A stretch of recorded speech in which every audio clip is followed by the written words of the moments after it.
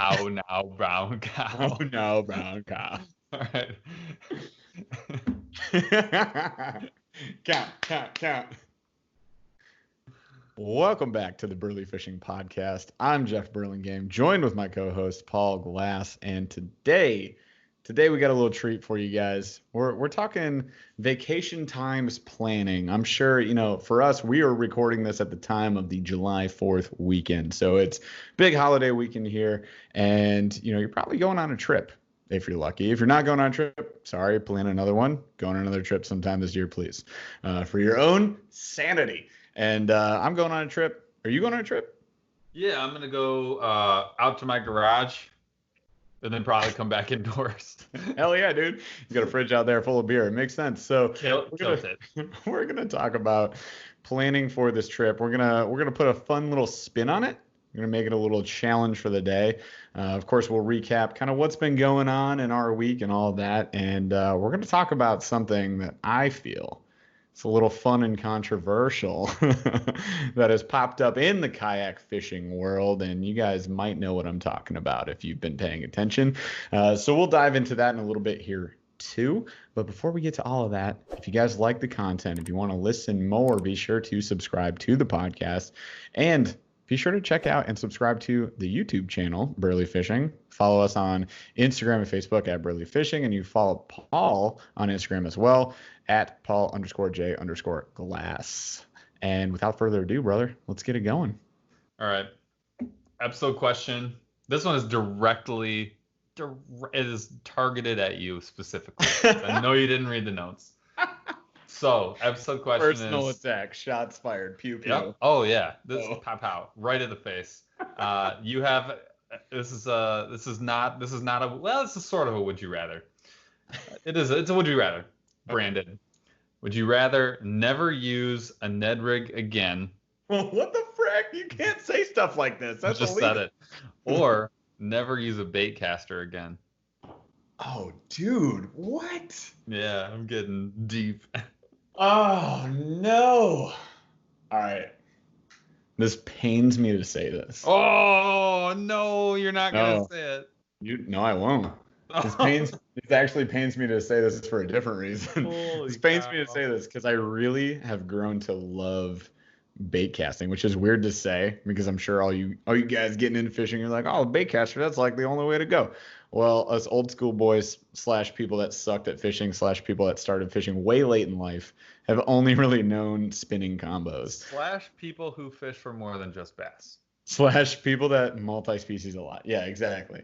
And I really love the low profile bait casting. It's so fun, so fast. And I got to tell you, I'd give it up for that Ned rig. I have put lifetime fish, 50% of my lifetime fish at least in the boat on a Ned rig, and I just love it so gosh dang much. And it like the amount of versatility you really have with it, from like the different jig heads you can use to all the different plastics out there now. I'm like, man, and I can fish 80% of my baits on any spinning setup. I just got to get a couple different types of rods, and I'll be good to go. But yeah, I would give up that bait caster. And maybe I get all the hate mail right now. Unsubscribe this No, fool. you won't. But I'm not surprised. And is that how you thought I was gonna go, or did you think I would drop that Ned? I thought you were dropping the Ned. Nope, hell no. Shoot. I would probably drop the Ned. I could live without it. It's great. I fish it way more than I used to. Yep. I do enjoy fishing it quite a bit. I feel like I don't need it that much.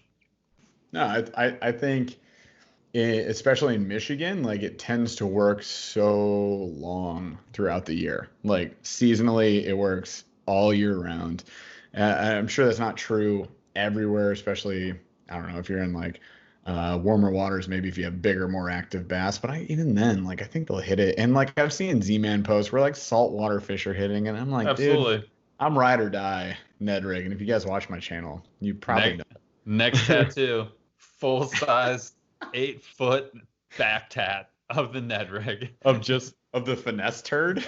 Yeah, I want the F turd with a big old mushroom. Yeah, I'm gonna dig this in tungsten, obviously. Yeah, It's got to say woo along the side. It's got to be. Does Woo make a Ned tungsten? They're about to if you get it tattooed on your lower back, I'm assuming. Excuse me, Woo tungsten. You know, I filled out that pro staff form. You know, get on your horse. Just let me know when you're gonna come out with that Ned rigging tungsten, because I'm all on board, and I will buy a whole bunch of them, and I will be your spokesperson for said tungsten jig. The problem is you do it either way. Now they know that, so they don't need you.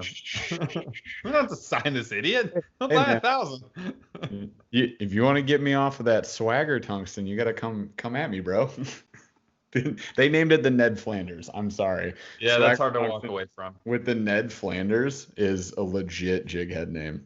That's so awesome. Do we know what kind of fish the Woo fish is? Is that a bass? Or is that like shark? Or is that like a generic fish?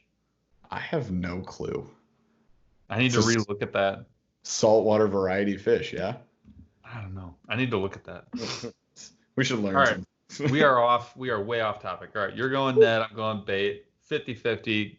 Anyone listening to this, break the tie. Let us know what you would pick. Never use before. Never use again. You get to either pick never use the Ned rig or you never use the baitcaster. What's happening? All right. Weekly check-in. We're going quick on this one because then we're going to get the lead in is what you wanted to talk about. So hit me with your what's been going on this week. Well, Paul and I went fishing Sunday. Allegedly. We went fishing, not catching. We landed one bass. I got it, luckily for me. Fishing a chatterbait, but we were fishing chocolate milk water, syrup. And it's more of a syrup. The problem was it was the water above the dam, and there was zero current. So it's like a river that normally has current and isn't normally that dirty. And it was an extremely hot day, bluebird skies, and I think there was a lot of things playing against us. And then we played against ourselves because we just got really hot, really tired, and really thirsty. Tough. I really would like to have just jumped out of the boat and grabbed a carp and just walked. There were so many. Yeah, the carp spawn was on, and they were just splish splashing everywhere. It was nuts. But yeah, so I had one bass this weekend, so it's been a minute. I'm going fishing tomorrow. I'm gonna hit the river. It'll be fun. And then other than that, I have been filming. I got a couple kayak reviews. I did my kayak rigging setup. The fishing setup video is gonna go up in a week or two. But I finished that today, and then I got my anchor video up. So, well, that'll be for next week. Yeah. Paul just muted so that he could belch extremely loudly. I think you should have done it on mic. If you guys think you should have done it on mic, hit us up in the comments. Let us know. You asked for this. Like, we normally try to mute or burp away from the mic because we're drinking beer. But if you want us to just belch on mic, we can do that too. I'll let it rip. I full send. I don't care. All right. I've been nursing an injury. If you what happened? Yeah, if you follow me on Instagram, you know that I was in the emergency room. Even if you follow me on Instagram, what you don't know is I was there twice in the same night. So I'm trying to cut into the meat of this here. Literally cut into the meat of your hair. Where did you get injured? I had my adventure Crocs on, and they've never failed me before. Croc haters are coming in. They're swarming. Yeah, I know. There's a lot. And we were on the banks of the river just fooling around before we drug our kayaks to the launch. And I don't remember what I was just like walking along the riverbank, but there are you were posing for a picture. we were doing America picture photo shoot day. I'll post that. Yeah, that was for a MONSTERBASS photo shoot. Yeah, you can catch me full flex. So I was walking along short. Now there are like razor sharp rocks, and like a lot of them actually. It looks like broken shale. It's sharp, and I slipped, and I felt like a very sharp pain in my foot, and I was like, ow! And I was like, oh, you stepped on a rock, you idiot! And I was like, okay, fine. But it was a lingering pain, and I walked out the whole day. I pedaled on it the whole day. I got home at 3:30, 4, and I'm walking around. I'm like limping a little bit because it's getting a little swollen. And I look down at it, and there's just like this huge black line in it. in my foot, and I was like, huh. And then I look at my croc, and there's just like this huge gouge in the croc. Like, oh, noted. Oh. And my foot is so swollen I can barely shove it in my croc. So I was like, all right, fine. I'll go to the ER. Ugh. And so I make my way to the ER, and by this time I am like visibly limping. Like I look like I've been shot in the ankle, and I'm like limping, half hopping in.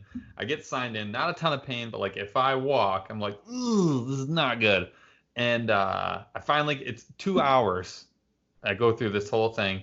They give me they numb it. They pick at it with like, knives and tweezers to see if anything is like a rock or something's in there. Got the x-rays to see if something's broken. Everything's good. They're basically like, you're being a wuss. Like, grow up, child. You have a bruise. Great, and I'm like, you don't understand. This hurts. And so you wouldn't understand. You've never had a cut. Yeah. And I'm like, and then and I was fortunate enough to be able to up my tetanus, so I got the old bump in the old tetanus shot there, so that was nice. Big so win. So I go home 10. I get home 10:30, and go to like fall asleep like immediately, and my foot was numb. So 1 a.m. I wake up, the numbing shot that they gave me had worn off, and I was like in excruciating pain. I hadn't taken anything because they were like, just take ibuprofen, you wuss. Like, and I'm like, okay, fine. And dude, I was like, I'm going back in. Now it's like a 5-minute drive tops to get over there. Okay. Because I live in a small town. I drove myself over there. I'm all pissed off because this thing hurts like hell. I mean, like, really freaking bad. I'm like, dude, that nurse had to have hit a nerve or something with that needle. This is freaking awful. I get in there. Now, because of what's going on in Planet Earth right now, a lot of ERs have actually cut staff back because not a lot of people are going into the ER. And so I get there, and there's like one girl at the receptionist desk, and the place is completely empty because it's 1 a.m. And I go through the check-in process. I'm like, okay, but like, I'm hurting, right? Like, this is not cool. Like, I'm not feeling good. I'm feeling real. You know where they're like, what does your face look like? 1 to 10, that little chart that they have like on the wall. I was like the face, like 7. I was like in the 7. My face looks like the 7 guy's face. 30 minutes goes by and no one has come out. And I look at the lady at the desk. I'm like, can you page somebody? This sucks. I'm like groaning. I'm like a grown man, 33 years old. I'm like, ugh. Like, just grunting, trying to not be in pain. And so this nurse comes out, and she looks at me like I am a child. She's like, you're not hurt, kid. You're like, you are a pansy. You can't walk down the hall. I'm hopping. I barely got my croc off because my foot was so swollen. I barely got the croc off because I could feel it like being constricted by the foam. And I was like, I'm holding one croc. I'm hopping on one leg, like up and down. It's like, you can't walk. This is a hospital. Put your shoe on. I'm like, this is a hospital. I'm in pain. Fix my foot.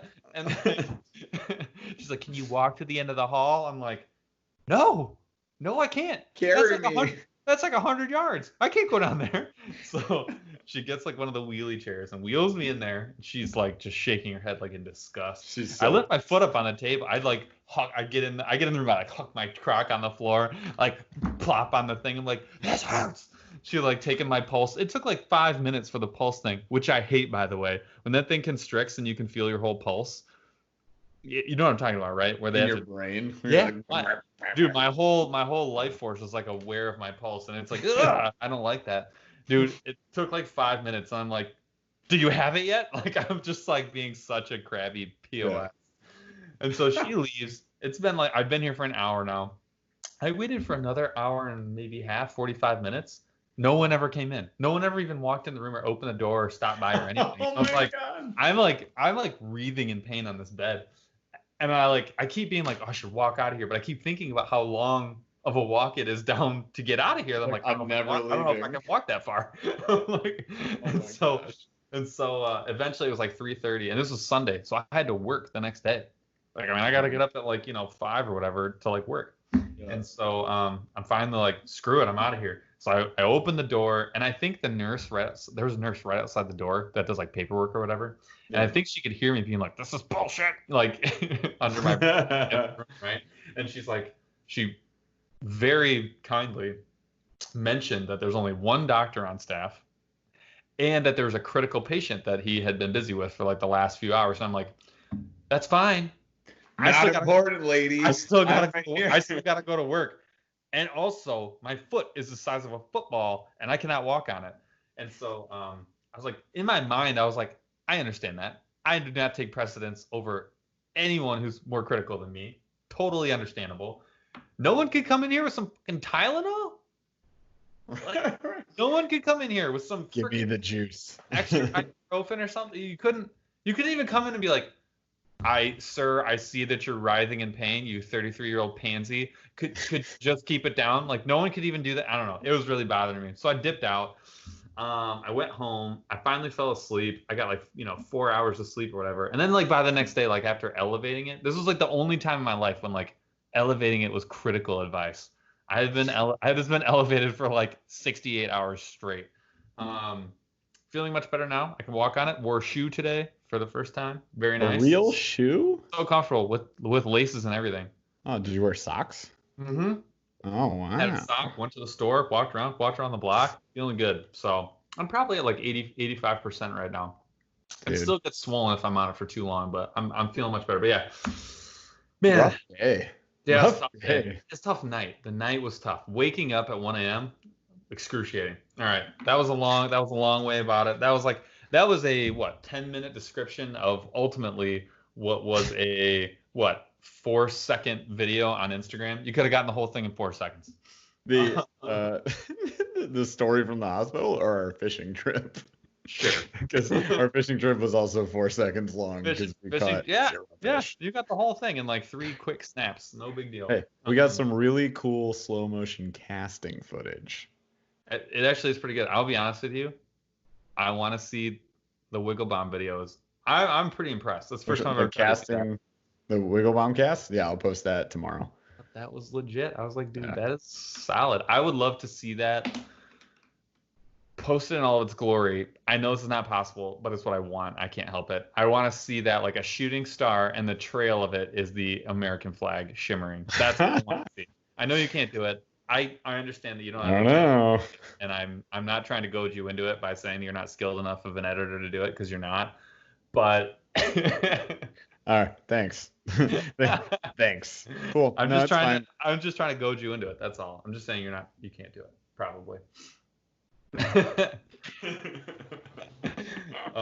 My headphone cord's not long enough. Damn it! It's gonna wheel all the way away. But it was good. It was good. We had a good time. Laughs were had. That's about it. That's all we had. All right. So on to the lead-in topic. So Jeff, tell us what you're upset about. Tell me why you're mad. Why am I mad? Yeah. What am I mad about? Tell me about the Apex, the Tyr. The Apex Tyr. All right. So first of all, let me just say I'm not mad about it. I'm sorry, pissed. However you want to say it out. Furious, infuriated. All right. So let's talk about this kayak. So let's talk about. Well, it's backstory. Well, all right, so Marty McFly, 1985, travels to the future, 2015, and he discovers a kayak unlike any other from the future, sleek, sexy, fast, $12,000. Let's talk about the kayak. 8 to 10. 8 to 10, somewhere in this general range. We don't even know what cost it is, but what we're talking about, guys, is a futuristic kayak that has been developed by co-founder of Jackson. What's his name? I think it's Eric Jackson is his name. Yeah, Eric Jackson. Okay, the guy that's got the friggin' name. Who Jackson Kayaks. Professional kayaker. Olympic He's like kayaker, a 4-time gold medalist. Yeah, Olympic kayaker. Yeah. Yeah. So this guy, red-blooded American. Let's try not to downtrod his good name. He's got to be in his his 60s, but he looks like he's 3 times more ripped than I am, and I like to think I'm in good shape. That's what I was just gonna say. That guy does backflips like it's no big deal. Dude looks like I look 10% that good when I'm his age. Insanely energized, insanely fit.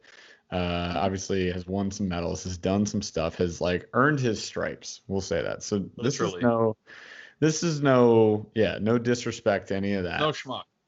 But we're talking about the boat. So let's talk about the boat, the journey, if you will, towards this boat, right? Yep. So you guys can look this up. The APEX Tyr. It's a kayak, and Chad Hoover over at Kayak Bass Fishing did a video with the guy recently. We'll call him Eric. We don't know his name. Eric Jackson. Very important person. It is? Okay, cool. Eric Jackson. I got it right. So he does an interview with him. They go over the boat. They talk about this boat, and I'm just watching this whole thing going, what the heck is really going on? They're saying the MSRP is going to be 11,000. See, all right. I guess that was 8,000 on the, yeah, I'm kind of scared. 8,000 on the Kickstarter, 11,000 on Okay, yeah. So this is a Kickstarter. So case in point, if you guys go check out the Kickstarter video, which is the original one I was talking about you about earlier, was like the professionally done one. He's just like on fire.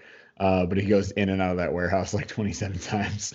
But at the same time, does some backflips on camera, does some cool stuff, fishes out of this brand new futuristic kayak, right? So this kayak, though, when you get like the kind of full walkthrough of this kayak, you start just going like, but why? But why? But why?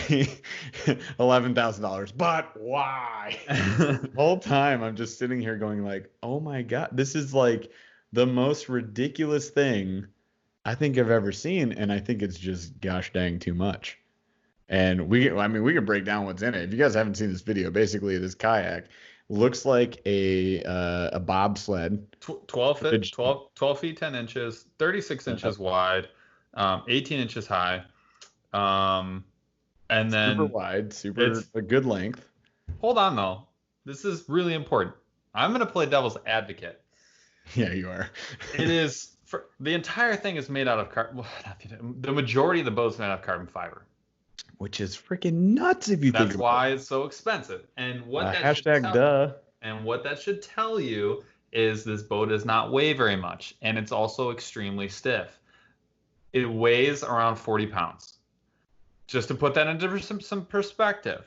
My boat, your boat. The 12-foot class of kayaks are typically in the 80 to 110 pound range.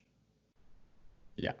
And if you look at a 14er, like what we got, it's You're in the 100 plus. You're in the 100 plus for sure. I'm just in general kayaks. So, 40 is super light, is what you're saying. I mean, 40 is dumb.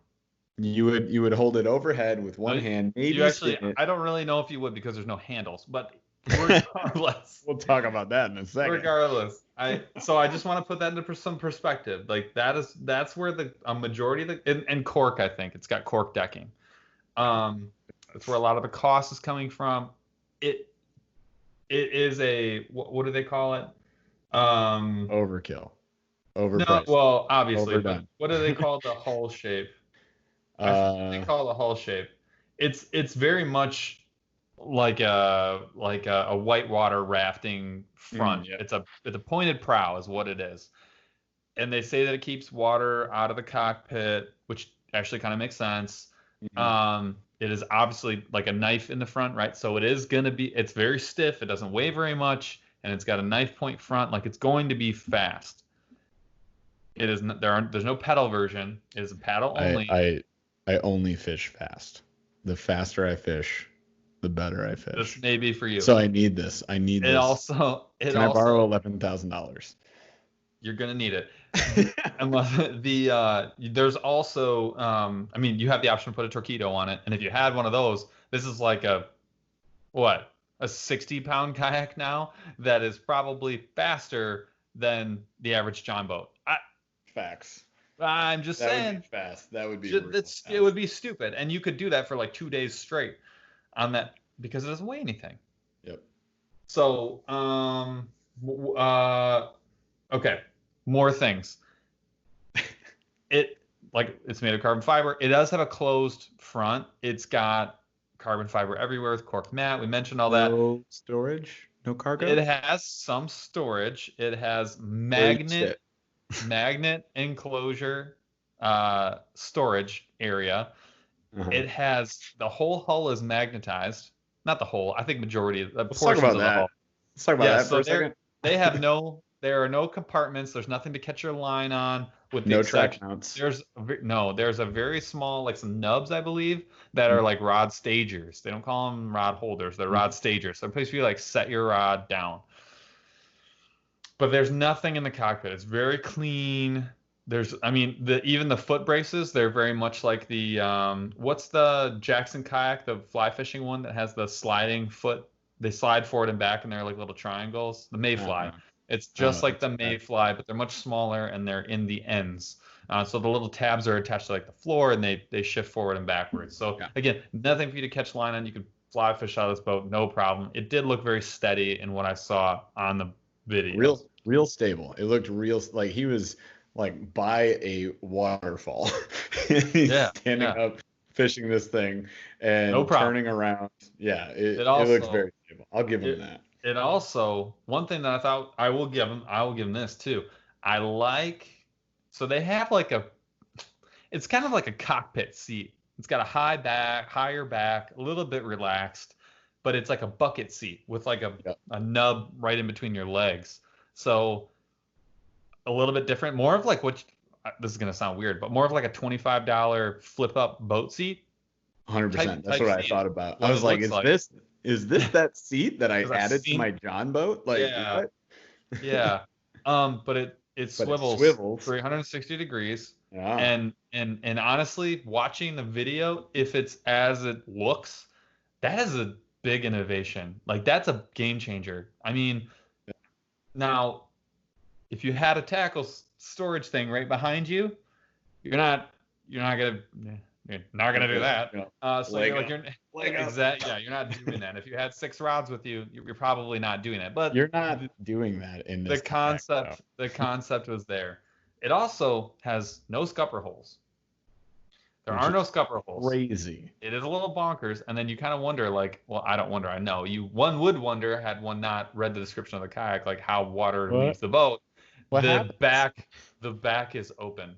Yeah, which is nuts to see. The back of the boat there's no rim to the back of the boat. There's nothing.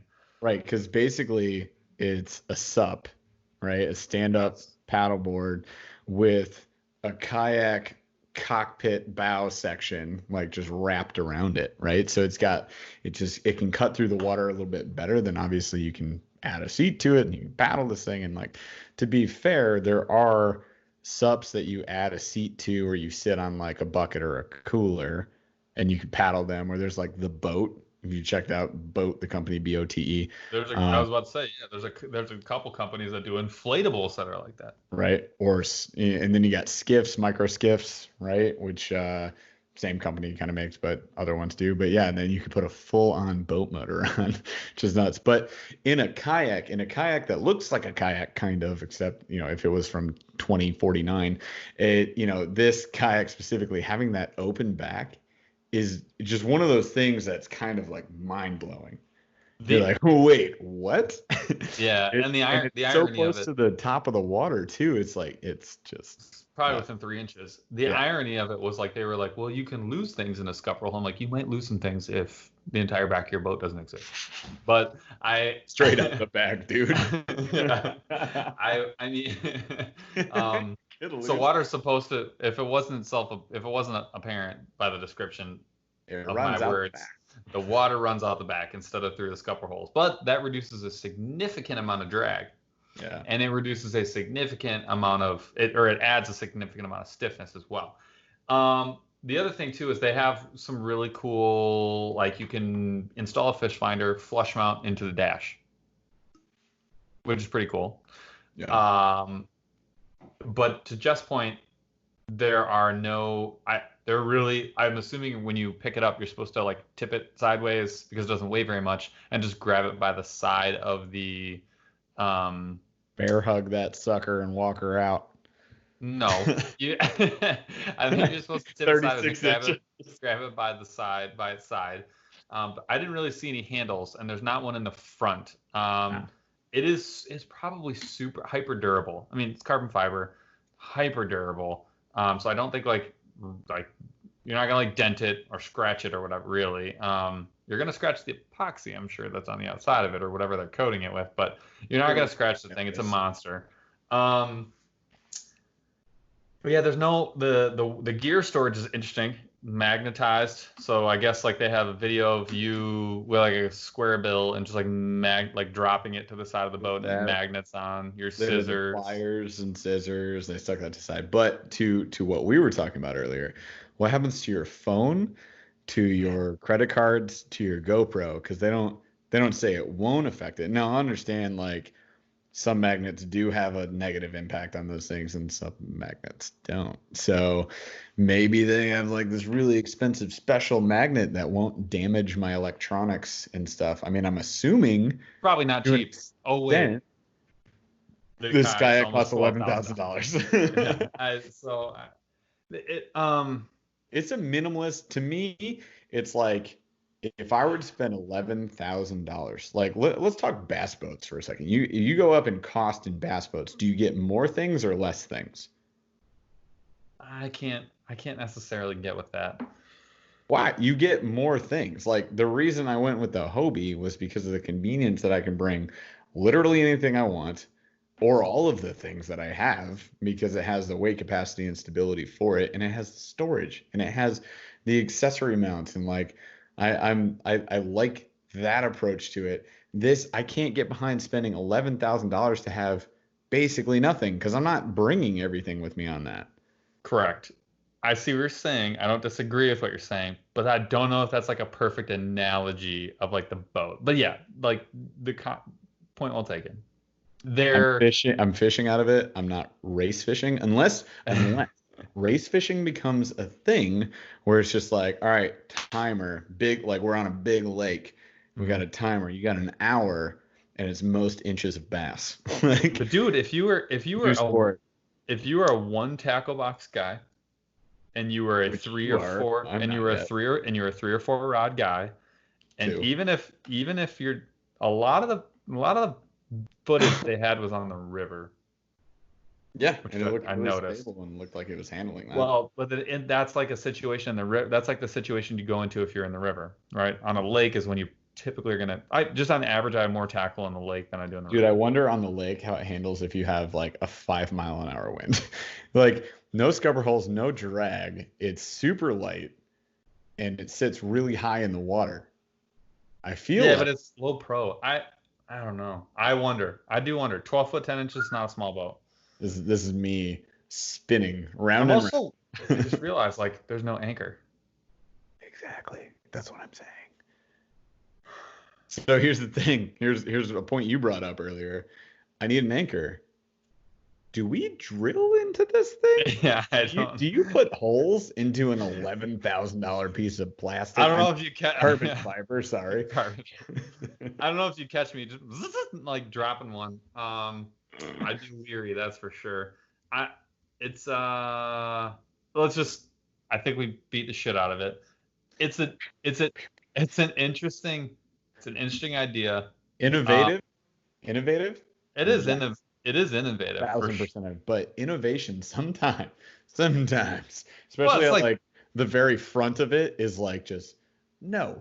And like I'm being a naysayer here, and I know, and I should be like, yes, innovation is amazing, but I'm like, this is dumb. Why? This is like this. Okay, everybody remember when the Xbox? Was it the? What was the Xbox when the PS2 came out or the PS3 came out? Was that 360? Yeah, it would have been that. Yeah. The 360 came out like a couple of months out after the PS3 came out. It was like PS3, and then like a couple of months later, the 360 came out. Uh-huh. And it was like the irony was like the 360 had fixed like a bunch of the dumb problems that like the PlayStation 3 had, and people were like, "Oh, the Xbox 360 is so much better." I'm like, no, they just waited for PlayStation to launch, screw it up because it was such a big leap. Like the PlayStation 3 from the PlayStation 2 was like a huge alien, right? Yeah. And yeah, then they were like, oh, we'll just fix these dumb bugs that we probably had when we came out with this, and then we're just gonna look better. I mean, like I think they added some RAM and like fixed some of the buggy interface things, and they were like, "Look what we did!" We did it all by ourselves without anybody else helping. And so like the net, this is it. What it is for what it is.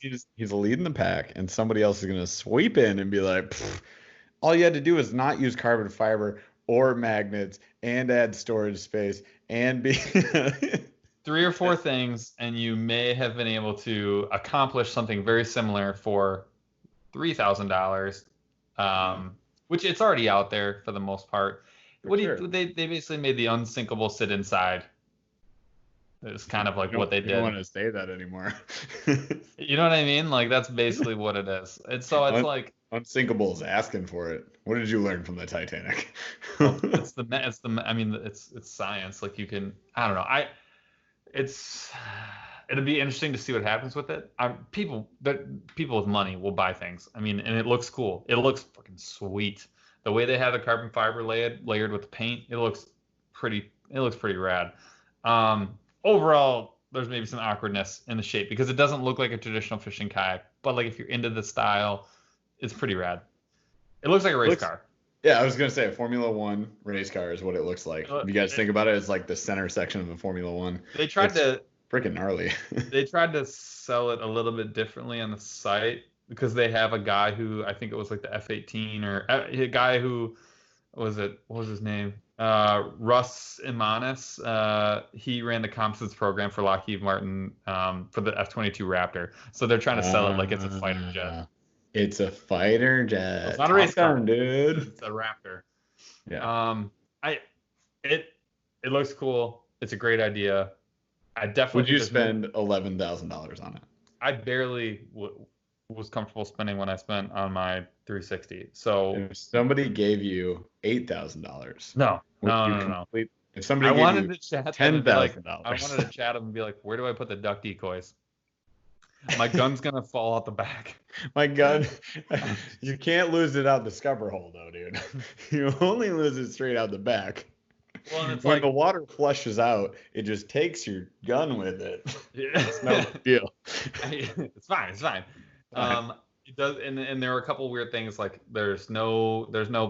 You're probably not putting a yak track on that thing or like a Railblazers starport on the front of it. Everything is curved. Everything is rounded. You would have to like sand a section flat. You could. It would be awkward and it would look stupid. Why would you do that? That's the thing. It's like, why? To your point, am I just gonna go get my DeWalt and poke a couple holes in this thing so I can have a cup holder? Because I didn't see a cup holder. I just see a cup holder. Number one con. It's just excuse me, sir. I have 2 cup holders on my kayak, loser. This is like, you know what I feel like? I feel like the dumbass idiot who drives a Honda Civic, and when a guy with a Porsche rolls up, it's like, there's no cup holders in yours. Like, and the guy with the Porsche is like, get out of here, dork. Are those important? Yeah, I mean that's how I feel right now. But it's so true, man.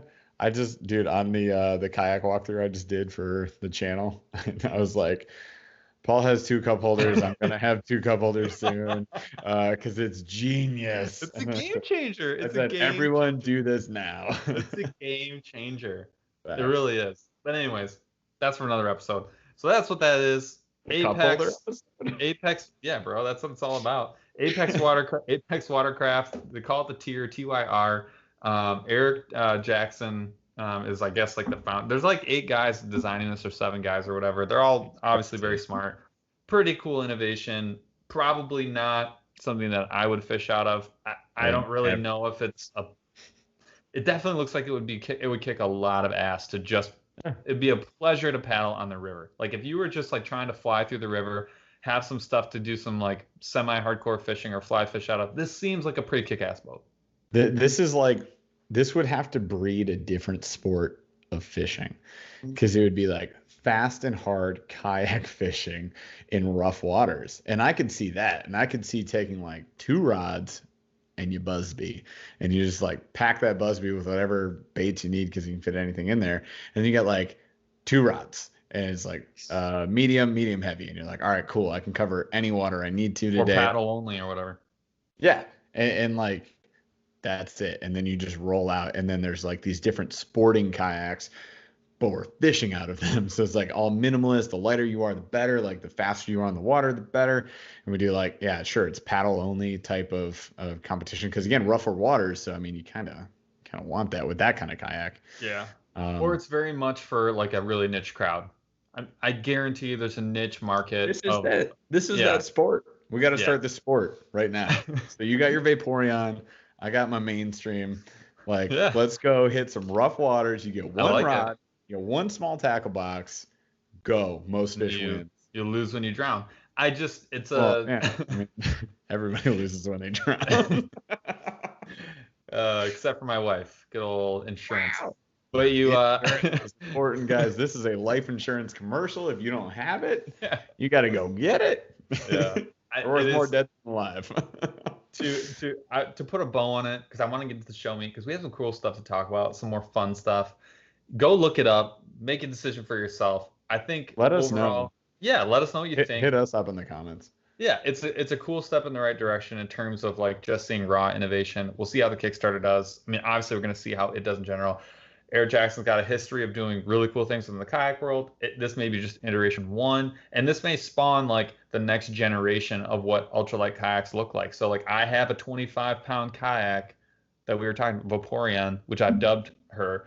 I love that kayak because when I want to go out for like a couple hours, when I'm going to the cottage with my family and I don't want to pack like all my crap, I bring one tackle bag, I bring 1 to 2 rods, I don't bring anything else, and I'm good. It takes me 1 second to load up. I don't even need to like leave my tailgate down. So there is a place for innovation in that realm of kayaks for sure. So maybe this is a step in that direction or in some other direction, unbeknownst to me today. So tell us what you think. It's something. It for sure is something. Fishing. Speed fishing. Speed fishing's a thing now. You're welcome, everybody. Start a league. Let's do this. I will head up this league. We need to get the domain name locked in today. Speed fishing? $1 right now. It'll be like 13 grand when they want to go get it. Hey, we're a week ahead of everybody because we're not even like posting this episode yet. So don't worry. I'll buy it right now. Hey, it wasn't $1 million idea. It's a $13,000 idea though. Speed fishing, $13,000 idea. Let's get dozens of dollars. All right, that's that. But let us know what you think and show me. All right. So here's the thing. Here's what we're doing today. The play. 4th of July. People are going on vacation with their friends and family. Typically, here it is. It's going to be a top. We did 10. That's probably high. We could have done 5. It would have been more challenging. We may not get through it. It's already been like an eternity on the show. So we'll go top 5. We'll just we're going on. No, we're not doing 10. It's top 5. Too bad. Top 5. Deal. Top 5 items. What it is you're headed on a vacation with your family. You're going to stay in a rented spot that you've never been. You are going to have access to a boat that you do not own, and you are going to a lake that you've never been to. You're going to get to fish for at least 1 full day. That's what one day out of your trip. You're probably going to be one of a couple people in the boat. You will not always have to be the driver. If you have kids, you're probably going to have at least one of your kids. You only have enough room in your minivan for, I was going to say 5 items because it's top 5. So right. Here are some of the rules. Rods in general are 1 item, but you can only have at max you can have 2. Every tackle container, just that you pick, no matter what the size of it is, that's 1 item. And then you don't have to worry about clothing. So like you don't have to like say hat. You will already have had your hat. PFD included, fishing license included, don't need to worry about that. It is a BYOB event, so if you want to bring a beverage, that is going to be an item that's going to count against you. It's not going to rain, so you do not need to bring any of that. And then your significant other, they bring their own shit, so you don't need to pack anything for them. But if you want your kid, you got that's not covered. And then I think boat contains a life vest. I think I said that. So that's it. Those are the ground rules. Everything else is up for interpretation unless I change my mind. We'll go back and forth. Do you want to go first? Or do you want me to go first? You go first. I'm going to start with the tackle storage option. Mm-hmm. and I will go through what's in it. And I think this is important. This is probably the most important part. This is if you were gonna. This is the only thing that this one, number 1 and number 2 are the only thing that you're not gonna learn anything else after number 1 and 2. All right, I'm gonna take. I already own this, and I take it with me all the time. I'm taking my little Plano like 10-inch by 6 or 8-inch like bag. What would you even call that? I don't even know what you call it. Like a tackle bag? That's what I call it. It's a tackle bag. Yeah. Nailed it. It's called a tackle bag. Good job. It's not that big. It's basically like a very, very tiny duffel bag. And so here's what I know I can fit in it. This is actually when I go to my cottage, which is this exact situation minus the boat. This is what I actually take with me. So I'm going to take one Plano tackle tray that is meant to fit inside of this. I know I can fit in there very easily. 2 frogs, 1 whopper popper, one whopper plopper. I'm going to take 2 square billies, 2 jerk baits, 2 deep diving crankbaits, 2 number 3 and 2 number 5 MEPs, all in different colors, and then some pre-rigged storm shad baits in 2 sizes, 2 of each. I know I can fit that into one of those smaller Planos, no problem. For terminal, I'm taking some EWG hooks, like 1 packet worth. I'm taking bait keeper hooks, 1 number 8, 1 number, I think 2. So basically a big one and a small one. I'm taking some deadly deadlies. In probably an 1/8 ounce. I'm taking, or a quarter, whatever I feel like. I'm taking bubblegum jigs in 1/8 ounce. And then I'm taking some small split shot, not much, just like a palm full. Bullet weights, probably up to 10. And then 2 to 4 bobbers. Word. Plastics, 2 stick baits, white and pumpkin, 2 paddle tails, white and neon green, both 3 inches, 2 craws, purple, and then either a tan or green, whatever I got, 2 Z-Man packs of Neds, copper truce, and probably the actual turd or the black. And then I'm taking 1 pack of Zoom trick worms, the pumpkin, what do they call it? It's the green with the purple fleck. And then if I can jam them in there, some spinner baits, so they're getting jammed in there too. Probably 2 of them. 1 black, 1 white.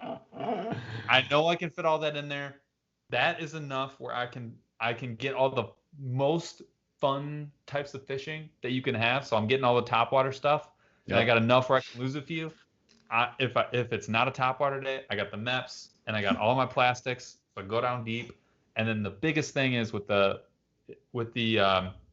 bait keeper hooks, I can keep my kid happy on a bobber, and I can just catch fish. Like if it's just a shit day, I'm gonna catch some fish. So that is why I've got what I've got. Sticking to it. Oh man, I'm gonna make it so much easier on you guys. All right. not that it's less gear at all. Here's how I'm gonna make it easier. I'm taking my giant Cabela's tackle bag that has every piece of tackle I've ever owned in it. How much does it weigh? Here's the deal. Let me first make a point. Are we going to a water we don't know? Yeah, it was in the description. You do not know this water.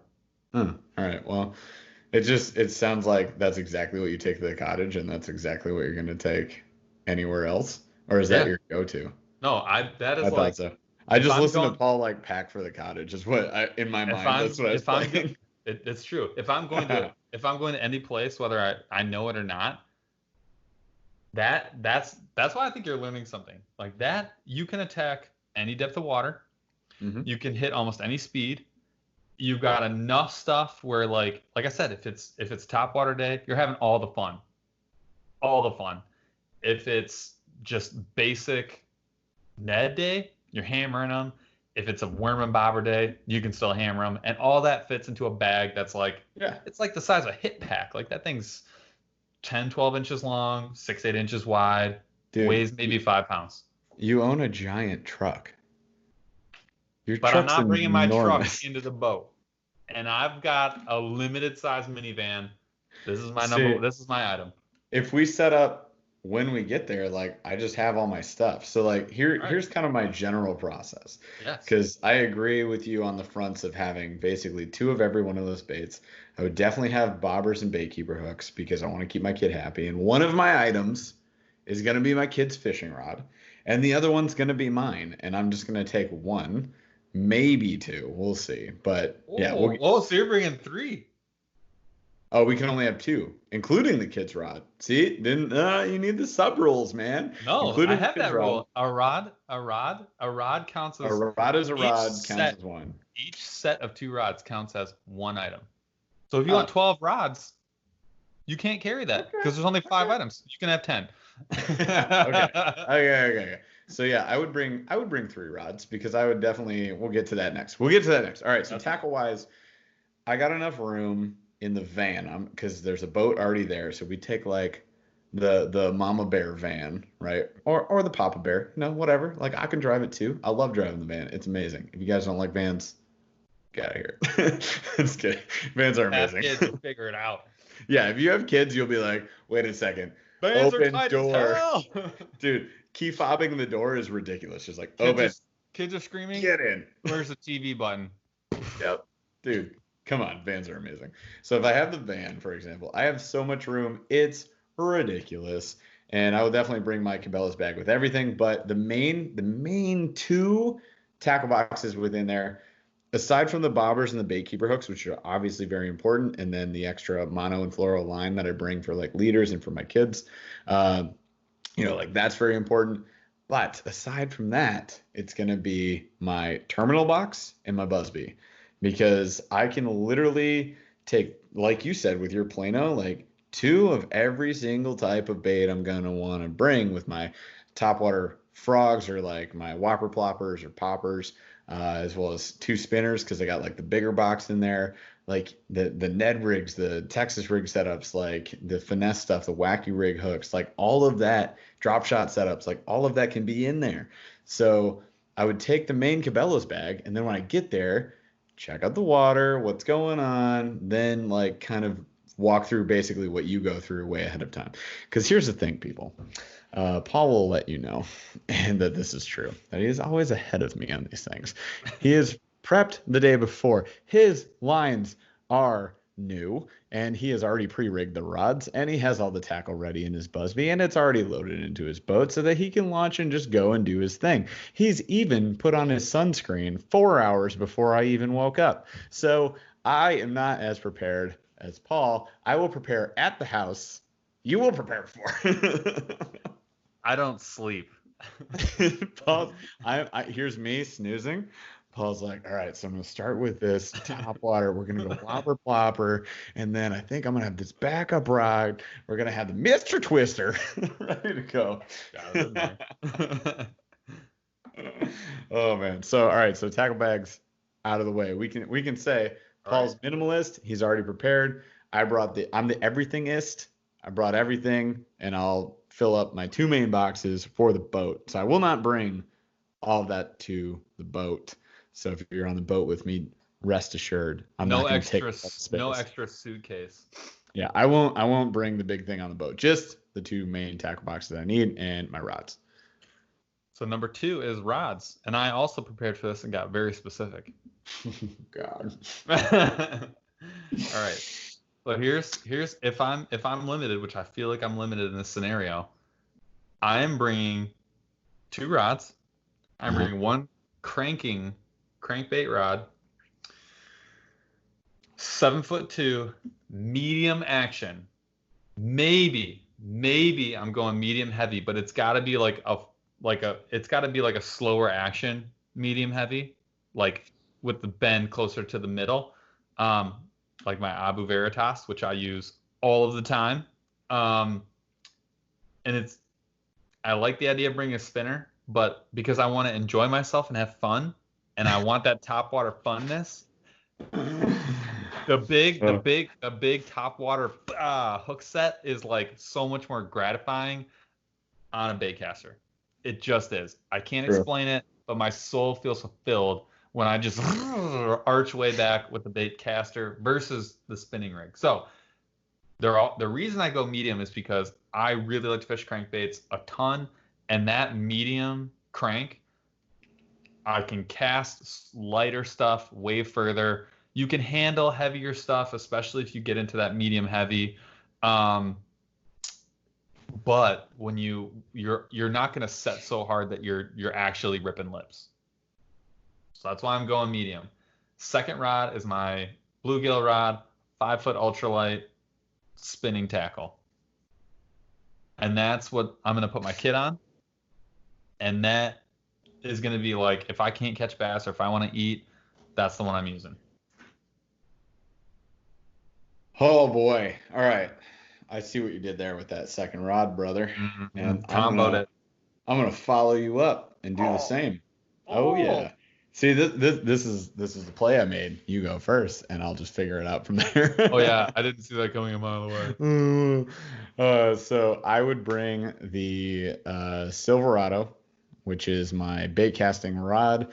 It's a 7.3 medium heavy with the SLX, and that's a high gear ratio reel. So that's an 8.2 to 1. I could fish anything on it because I can just turn the reel super slow if I need to. So I think it would cover a lot of water. It's my favorite rod to cast with. It's a medium heavy, but it feels like a medium, but it's got the backbone to hook up into anything. So it's fine. I mean, that's the most common rod I fish with anyways. I'm super comfortable with it. Casting the SLX is a joke. And as long as, unlike poor Paul here, my Silverado rod, my Ducket Silverado does not come loose, but here's Paul every time he fishes with a Silverado. If you're watching on YouTube, oh man, it came loose. I got to tighten it up. Yeah. Here's me deleting the footage because I can't play it on YouTube because it's got too many gosh dang swears in it. So I got to delete that footage. But here's Paul losing a fish because his just the little tiny like washer nut, whatever you call it, that tightens down to your reel seat for the bait caster. It just comes loose on his Ducket Silverado every single time. It slips. It doesn't lock down. So there's nothing on it right now. It's collecting dust. And I'll just say, Ducket has not responded. I've emailed him twice. Come at me, bro. The warranty team asking for specifically just help. Help. Just HALP exclamation point. Can somebody help this brother out because he got screwed out of $110 rod? Something like that. It's like $100. It ain't friggin' cheap. But luckily for me, mine works. Sorry. Well, you got your Abu now. Like, you're fine. I got the Okuma. Yep. So yeah, I would. All right. So number 2 of my 5 really. Rod number 1 is the. I would bring that Silver Rod Bro with my SLX because I could do anything on that, and it's got like 20-pound braids, so like I'm not worried about it. So I could do a whole lot of stuff. And then as far as the second rod, straight up copying you, I would do, what do I got? Is that 5-foot? 5-foot ultralight GX2 ugly stick. That thing will handle anything. I don't care if the kids like throw it in the water, like I'll go retrieve it. If it gets dirty, if they throw it on the rocks, it's an ugly stick, man. It ain't gonna die, and it's super cheap anyways. So if they do lose it, I don't feel that bad. $40. Exactly. And it does have like an Akuma reel on it, but it's like it's the Akuma Avenger. It's like a cheaper one. And I got it on a super discount, but smooth reel, set up with, I think I got 10 or 12 pound test on that mono. And like, yeah, it'll do on a ultra light 5-foot ugly stick. Correct, sir. That's 10 pound test for the children. They can do whatever they want. It's fine. So what? I think I'm rocking 6 pound. 6 pound? No, yeah, I know. That's what I'm saying. It's like, it's too heavy for an ultralight. I know. Yeah. The kids got it. It's fine. Let them rock. No, it'll catch anything. And then I can, like you said, I can fish it with drop shot, Ned rig, catch them bobber. Let it happen. Bobbers. Yeah. Well, for them, yeah, definitely. And exactly like you guys, if you go with your family, take the bait keepers and the bobbers. Like, I get it. You're a bass fisherman. You want to throw artificials. Using real live baits is cheating. You like catching fish? I like eating fish. You like eating fish? Throw the worm on the bobber, man. Just do it. 100%. All right, so that's the important stuff, the critical stuff. That's like 3 items each so far. So we got 2 more. No, you're at 2. 2 rods, 1 item, bag, rods, total of 2 out of your 5. Okay, we got 3 more. These rules, man. They're so hard. There's like 4 of them. All right, my next one. This one is no question. I didn't even have an option about it. Sunscreen, Coppertone Sport, SPF 35, the rub-in, not the spray. If you want to have fun, I didn't even think about this. If you want to have fun, that is in the sun, dude. I'm skies out, thighs out. All day, and that's how I roll. SPF 35, Coppertone Sport, rub-in, blue bottle, hit me. Oh man. Yeah, if you want to get a sponsor, it's gonna save me some money. That's what I need. All right, let me also say Coppertone. Coppertone or Coppertone Sport? There's a difference. Coppertone Sport, because you got sweat out there, man. It's hot. Right now, it was like 95 today and humid. I'm dying. I was doing like my video walkthrough of the boat, and I was just like why am I? It's like working out, but you're just standing and breathing. I was like, hey guys, this is my kayak. It's pretty cool, isn't it? You guys like it? Subscribe. Just spitting sweat at them. Anyways, I'm gonna go sunscreen as well. Obviously, I didn't think this one through at all, but here we are with 2 items left. Yep, 2 items left. All right, so this next one is I'm gonna actually wait on this one because I might rethink it now that we're down to 10. I am gonna bring a cooler as an item. It's not a big cooler. It's a medium-sized cooler. Little gray guy? Yeah. Here's what I'm putting in there. 1 bag of snacks sticks. 1 bag of snack sticks. I want the sriracha pepperoni. Hell yeah. I want 1 full-size Gatorade, sugar-free, glacier freeze, or lemon lime. Don't at me, you glacier cherry drinking nerds. Puffs and a miniature sandwich for my homie who's going to be coming with me. So my kid. And then as many dad pops as I have room left over in the cooler. And then which is not a lot. I could probably get 3 or 4 in there, but that's. I was gonna say 4, maybe. Probably get 3 or 4, and then yeah, that means that I can stay out longer with a happy child that's not screaming. So, I'm not concerned with how big this boat is. I'm gonna bring the big Yeti. Oh, you're going full out. Not the hard boy. No, not the hard Yeti. The soft cooler. Right. The 30 can one. So I have like the pouch style 30 can. You've got the cube. To clarify to them, you have the cube. Is it the 12 can or the 24 can? Gotta be the 12. Smaller than, yeah, it's the small one. So he has a small cubed Yeti, right? So I'm talking like the medium sized soft cooler, pouch style, which can hold a lot of stuff. 30 cans, in fact. So, yeah. So to kind of walk through what we'd have for the day, we're gonna have a couple PB&Js. We're gonna have a couple sweet and spicy mix by Cars, which I'll pick up on the gas station on the way there. You're a Cars guy? Because I gotta be honest with you, I'm getting swayed by the Speedway brand spicy mix. It's not hot enough, but it's good. It's actually good, and it's like $2 cheaper than the Cars. Well, I'll have to try it out. I'll try it out. Or Myers brand trail mix. High on Myers trail mix. They got a lot of different. You guys probably don't all have Myers. Like if you're listening anywhere, anywhere other than the Midwest. It's like Kroger brand. Yeah. So I would say sweet and spicy nut mix, go to. Regular trail mix for my kids because they just want the M&Ms and they'll straight up eat only the M&Ms out of it, and I'll eat all the peanuts, and it's fine, whatever. And the raisins too, because they'll be like, these are gross. And I'm not mad about it. I'm really not. So we'll have that, and then we'll have some meat snacks. I am preferential to, we'll say the what are the spicy? I think it's just called spicy. The Dukes meat sticks. They have a hot and spicy. And they have a jalapeno. It's the hot and spicy. Go either way. The hot and spicy is the way to go. 100%. Yeah. Hot and spicy Duke's meat sticks. It's the basically unflavored ones, the original. Oh, yeah. Smokies. Yeah, because they don't like spice at all. So I'll have them covered with that. And for me, maybe, well, for all of us, a couple Gatorades, but for me, like a protein bar. We should be pretty good. Oh, and a Monster. What color? Purple. I saw you mouth white. Paul mouth white, the white Monster. Shut this down. Hey, bro, close that. Purple. Wow, I thought we were friends. I don't. Well, no longer. This podcast is now run by ex-friends. This podcast is you have no host. You're hosting alone. Have fun. What? Bye, Paul. Right. This will be the question for the next episode.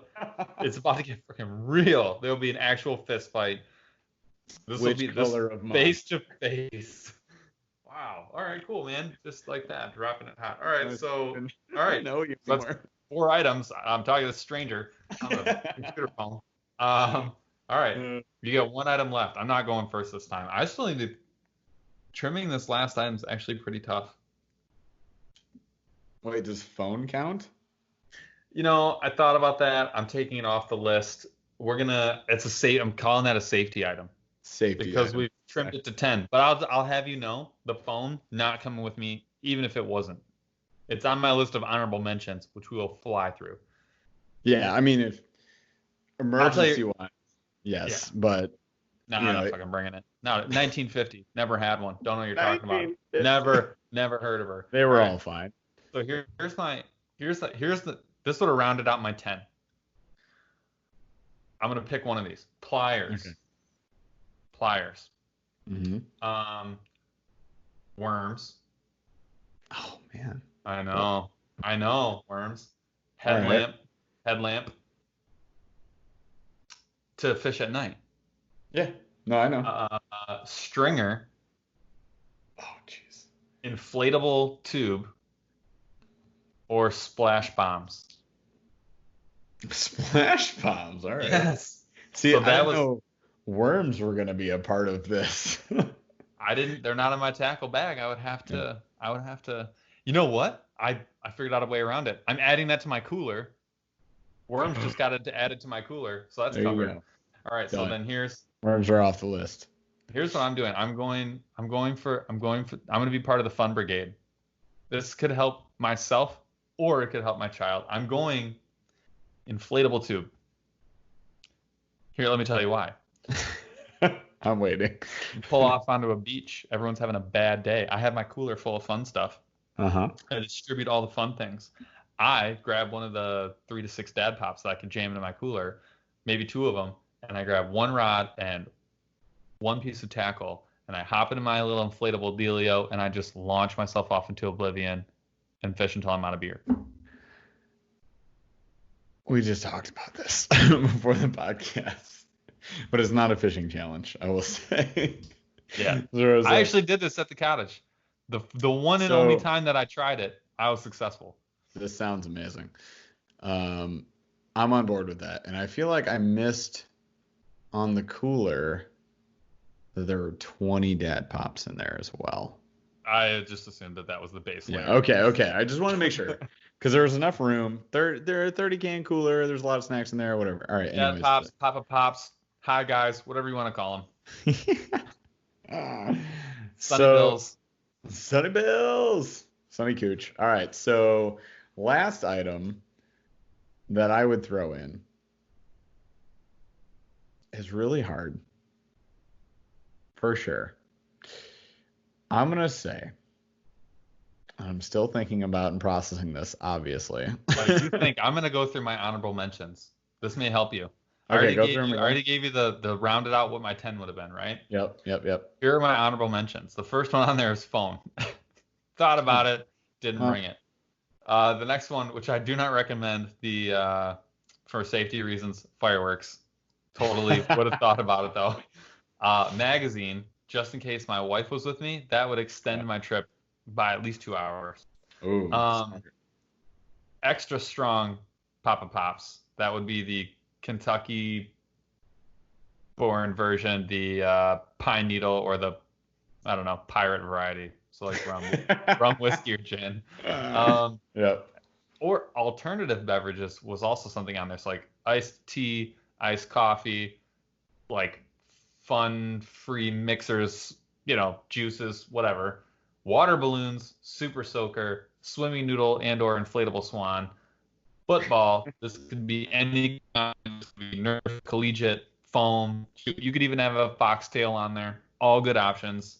Yeah. Tubing gear. Straight up tubing rig. Like tie a rope to the back of the boat and have a tube, Yep. and then like screw fishing. We're having different fun right now. Smart. And then this first aid kit. Oh, really smart after all those other things. That was literally the last thing that was like, wow, what can I possibly bring? All right, that was all my honorable mentions that got beat out by waltz crawlers, Canadian worms, which are the only ones that catch fish. Oh man. So here's my pick. Ready for it? An iPad. And it's an iPad because all right, this better be good. This better be great. it will be. I have children. Oh. And I have a wife. And guess what an iPad means, my friends? It means freedom. So I can just go, hey kids, it's iPad time, and then I just go on a little croc venture. And they don't even know you're there. I don't even know I'm there. I'll 3 come hours back later. 3 hours later. Ooh, another episode. Dad, where'd you go? I'm back. It's fine. I caught fish. Don't worry, kids. It's okay. Good so call. I'm gonna say iPad. I had to go. I was like, I gotta pick something that's not the same as you because I did the same as you for 4. Well, I put a lot of pre-thought into this. This was a tough decisions. There were tough decisions that need to be made. For sure. When you got a pack, man, and you don't have room, and as a dad, my dad's out there, hit me up. You don't get first choice. So if there's not enough room, guess what's not going in there? Tackle bag. You're screwed, bud. Sorry. But if you can try to make everybody else happy first and then have some foresight to pre-pack the vehicle, you can plan. Oh, what's this? Fishing stuff? Oh, yeah. Get in here. Yes, honey, I packed everything for you. Don't worry. What's this rod that's hitting me in the face right now? Oh, go to sleep, lady. It's my Silverado. We're going fishing later. See ya. So, dads, be good. Be kind to your families. Plan ahead. Pack for them. Prepare everything. Say, I got this. Don't worry. Everything's ready. Also, don't screw up. But if you do it right, you can pack whatever you want on said trip. And then you can bring that iPad. Say, I'm out of here. See you guys after.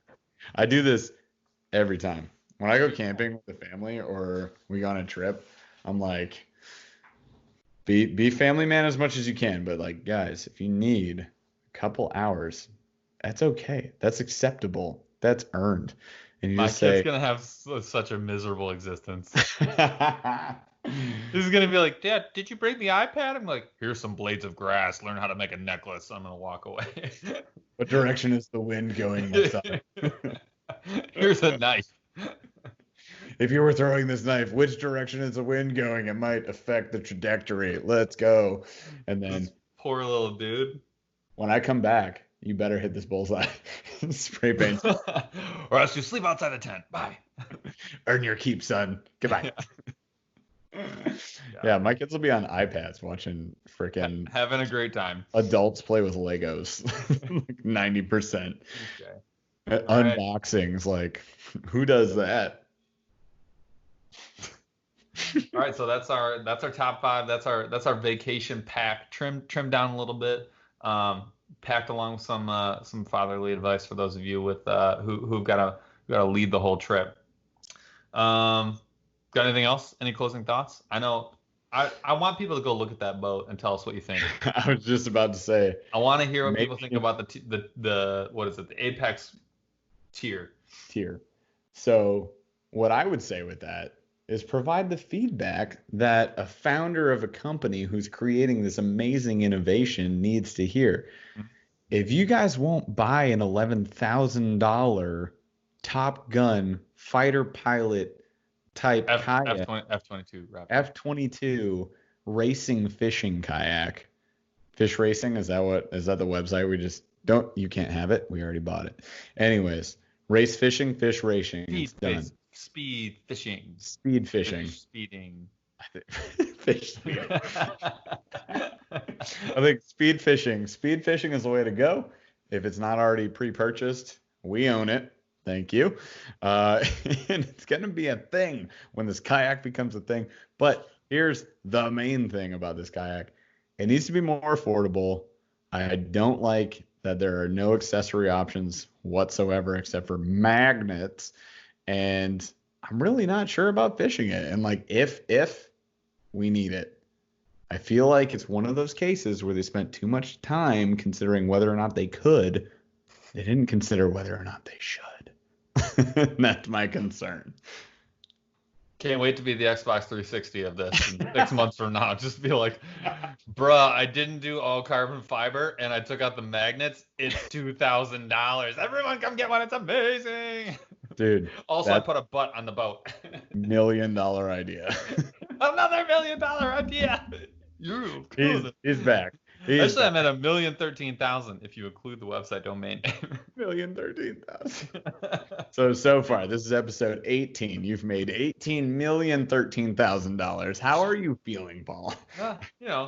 Rich. Wait a second. Have you capitalized on any of these ideas? Yes, all of them.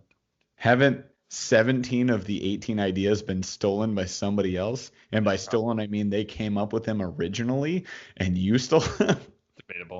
Debatable. And with that, we probably should close this one out. So this one's dead. Thanks for joining us. Have a great 4th of July. I think we should consider posting this one early so people can listen to it before the holiday. That's my 2 cents. I have an episode that I could swap out. All right, you guys are now officially, if you've listened till the end, this has just usurped. This has usurped Bluegill Facts, which you guys will now be hearing next week. And apparently I have to edit this episode before 5 p.m. on Friday night. We're recording this on Thursday night, mind you, and Paul doesn't care about me at all.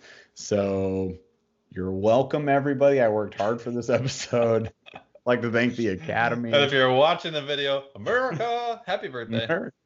This is for you guys. This is the day before this releases.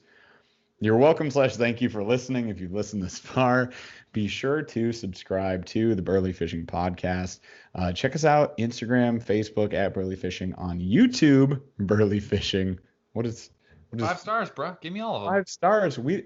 If you guys like the episode, maybe give us a 5-star. As many stars as are available. That really helps us out. If there's 5 available, you give 5. If there's only 3 available, I guess I would understand, but please give 5. And subscribe to our other channels. Check us out there, and we will see you guys out on the water.